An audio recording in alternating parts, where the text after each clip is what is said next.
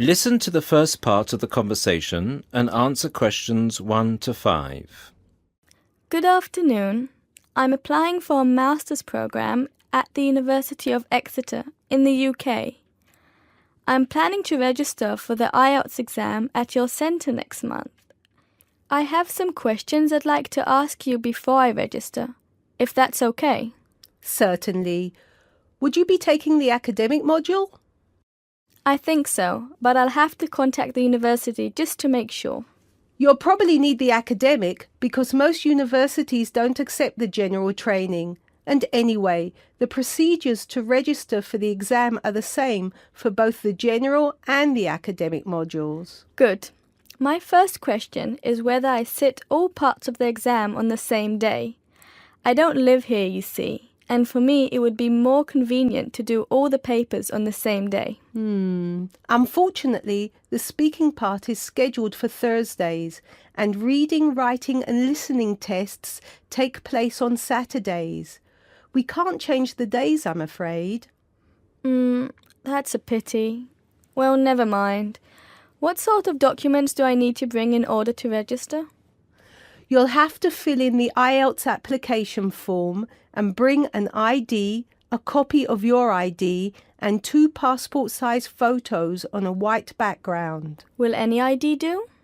We only accept original passports and national IDs. That's good to know. Did you say that reading, writing and listening are scheduled for Saturday? That's right. Will I get a break in between the papers? I'm afraid there aren't any breaks between the papers. Each paper takes an hour to complete, so it's 3 hours straight through. You'll first do listening and then reading, followed by the writing test. This is a standard requirement from Cambridge. As the conversation continues, complete questions 6 to 10. Okay, and how soon after the test can I pick up my results? It takes 13 calendar days for the results to be processed. Can you let me know how much it is and the form of payment? The examination fee is $200. You can pay by credit or debit card. We also accept checks. We only accept cash as a form of payment in exceptional circumstances. And one last question. Can I mail you the application documents? Certainly. You can send all the documents by registered mail to our address, 47 Clover Place, New Rochelle, New York. Could you spell New Rochelle for me, please? Certainly. Newrochlele. Could I have the zip code as well? Sure. Our zip code is 10806. Thanks. You can also email us at inquiry@examsmail.com or phone us at 325-9082. I think that's all. Thank you very much for all the information. Bye. You're welcome. Goodbye.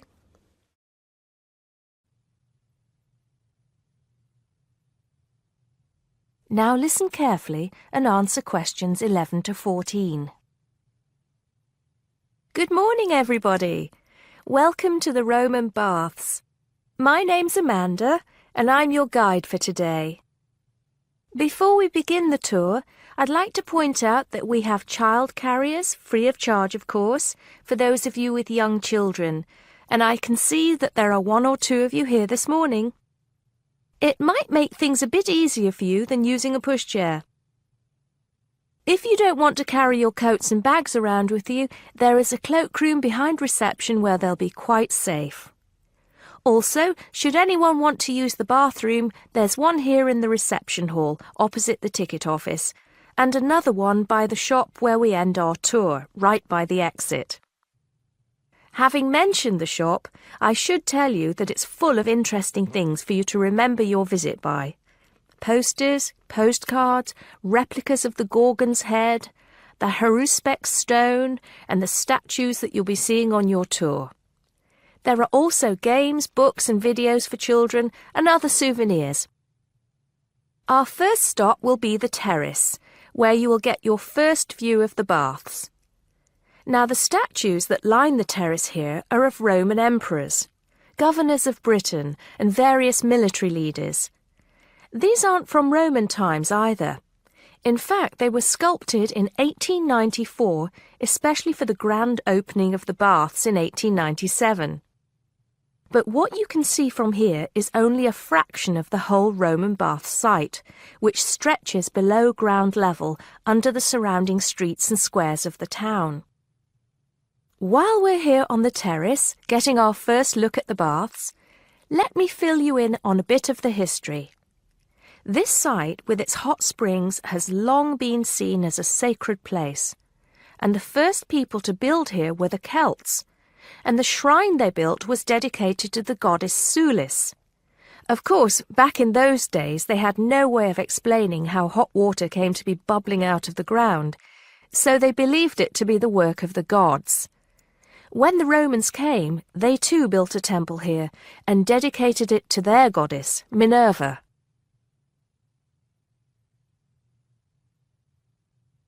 Now listen and answer questions 15 to 20. The bath you can see from here is called the Great Bath. Not very imaginative, I know, but it is the biggest. Impressive, isn't it? At one time it was housed in a huge vaulted hall 40 metres high, which for many people of the period must have been the largest building they'd ever seen in their lives. The bath itself is 1.6 metres deep, ideal for bathing, and has steps leading down to the water on all sides. The niches or alcoves you can see all around the bath would have had benches and possibly small tables for drinks and snacks. Not a bad way to spend your free time, relax, and tell yourself it's all good for your health. Let's move on to our next stop, the Sacred Spring. This is the heart of the site, where the hot water bubbles up from the ground at a temperature of 46 degrees centigrade. The water comes up from a depth of between roughly 2,500 and 4,500 metres, where geothermal energy raises the water temperature to between 64 degrees and 96 degrees. Over 1 million litres of this hot water rise up here every day, and as well as being hot, the water is rich in minerals, and it was thought it would cure various ailments and illnesses. In fact, people came here from all over the Roman Empire to try out its healing powers. Before we take a look at the changing rooms and saunas, which are known as the East Baths, and the plunge pools and heated rooms of the west part of the bathhouse, we'll pass through the site of the temple and the temple courtyard. Here we are. This temple is one of only 2 known classical Roman temples in Britain. The other is the Temple of Claudius at Colchester. This temple is said to date from the late 1st century AD, being built between 60 and 70 AD. But the original temple has been knocked about and added to over the centuries, and what you can see here are just bits of the original temple. Okay, shall we move on?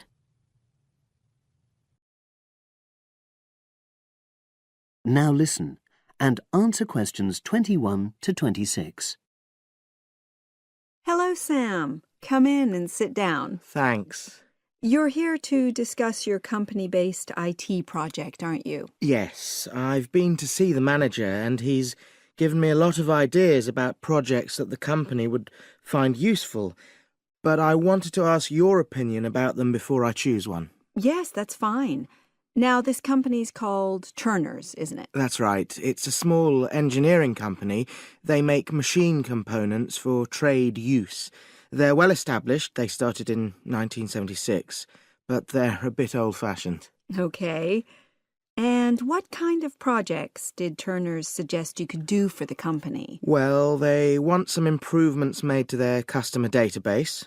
The one that they've got at the moment isn't very useful in some ways. I had a quick look at it. That would be a very straightforward project, and it'd be simple enough to evaluate, but I don't think you'd get enough out of a project like that. You wouldn't learn anything new. Well, another project they suggested is to do with their online sales catalogue. At the moment, customers can look at their products, but they can't actually order them online, which must affect their competitiveness. But I said I thought it would take too long. It's quite a big task. You're right, it's too much for the time you've got. It's a pity, though. Then they want some help with their payroll system. At the moment, the way they calculate pay involves a lot of manual accounting. I suggested they could have a system where employees register electronically when they arrive and leave work, so the hours they do could be transferred automatically. I think you'd get a lot out of a project like that. It would extend your skills, but it wouldn't be too much to take on. A student did something similar a couple of years ago, but this is slightly different. Well, then they need help with their stock inventory. They do everything manually. Really? Yes, and it takes so much time. Ugh, it's probably very inaccurate, too. An electronic inventory would probably be the biggest single benefit for the company. I'm surprised they haven't had it done before. I know. Then they wanted to improve their internal security. The manager had visited other companies where the staff use swipe cards to access various areas of the building. It sounded useful, but the trouble is I'm not really sure how to do it. Well, I think you're right in that assessment. At the moment, it's probably a bit beyond your level of knowledge. Is that all? Just one more. Customer service. They want to be able to collect feedback from their customers in a more systematic way. At the moment, it's a bit of a mess, and they probably lose business as a result. Would that involve you going to see customers at their own premises? Because in that case, you might have to do a fair amount of traveling, and that would incur expenses that haven't been agreed with these companies. I never thought of that. Well, it might not be a problem, but it's something that needs clarifying. Well, I hope that's been helpful in narrowing down the options. Yes, it has, thanks. I'll be able to make a decision now. But while I'm here, can I talk to you about coursework? Sure.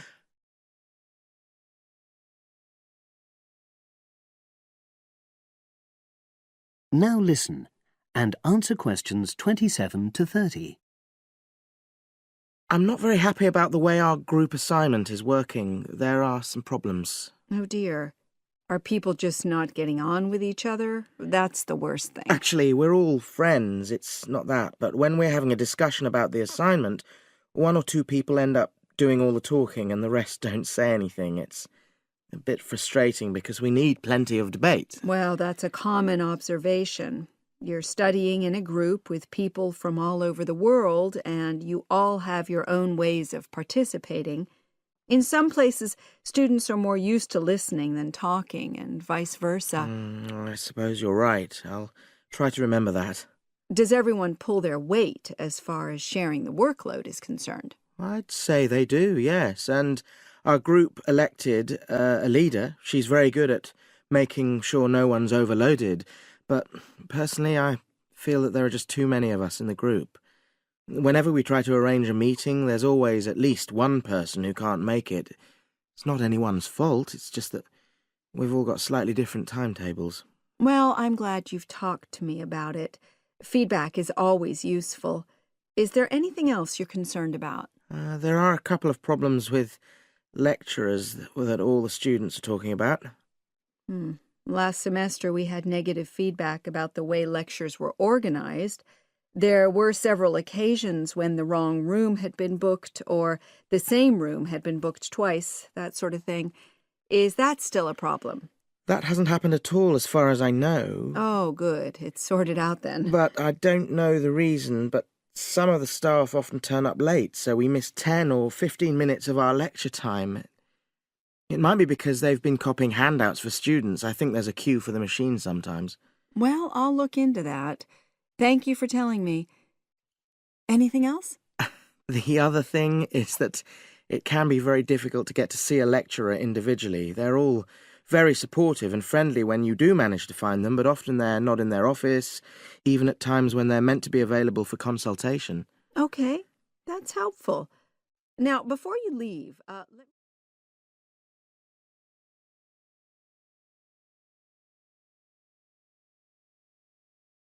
Now listen and answer questions 31 to 40. Good evening, everyone. You're all likely to be familiar with pictures of the tawny owl. Because of all the owl species in the UK, it's actually the most common one. But the chances are that you're more likely to have heard one than actually seen one, as it's also strongly nocturnal. This means that it normally ventures out at night. So, what kind of habitat does the tawny owl prefer? Well, a survey carried out in the 1980s confirmed that this owl is most likely to be found in woodland. If you look at a map of tawny owl distribution across Britain, you'll only see gaps in the treeless marshy areas of eastern England and in some of the more upland parts of northwest Scotland. However, you can sometimes find populations of tawny owls in urban areas too, either in parks or in large gardens. The tawny owl shows some obvious adaptations to its natural habitat. For example, both its wings and its tail are short, which helps it to maneuver through the trees.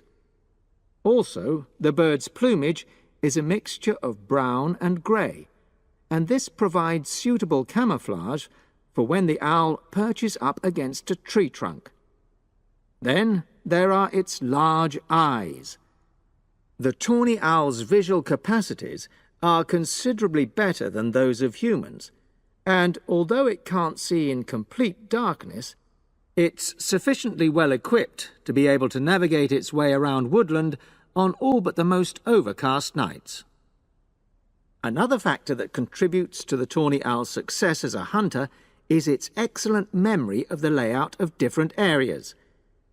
If you combine this ability with the owl's strongly territorial and sedentary nature, most populations of tawny owl are sit-and-wait predators, you realize that it has a good opportunity to predict where prey might be found. Finally, as well as having large eyes, the owl's sense of hearing is excellent, and this helps it to locate potential prey as it sits on its perch.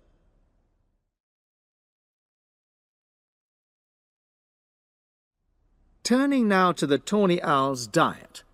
Woodland tawny owls feed mainly on mammals, especially small ones, such as wood mice and bank voles. But they'll also take things like frogs or bats, or even fish, if they happen to be available. In urbanized landscapes, the owls seem to prey more on birds. So there are some differences there. Let's just look briefly now at survival rates in the tawny owl. Young tawny owls face a difficult time once they leave home, and 2 out of every 3 are likely to die within their first year. So, with such high mortality levels, it's a good job that established breeding pairs can produce young over a number of seasons and maximize their chances of passing their genes on to the next generation of owls. I've already mentioned the sedentary nature of the tawny owl, but it's not just adult tawny owls that are sedentary in their habits. Young birds, dispersing away from where they were born, rarely move far. The average distance is just 4 kilometres. There also appears to be some reluctance to cross large bodies of water. The owl is absent from many of the islands around our shores, with only occasional sightings in Ireland and the Isle of Wight off the south coast of England. Right, well, now I'll show you some photographs that have been taken in one or two of the natural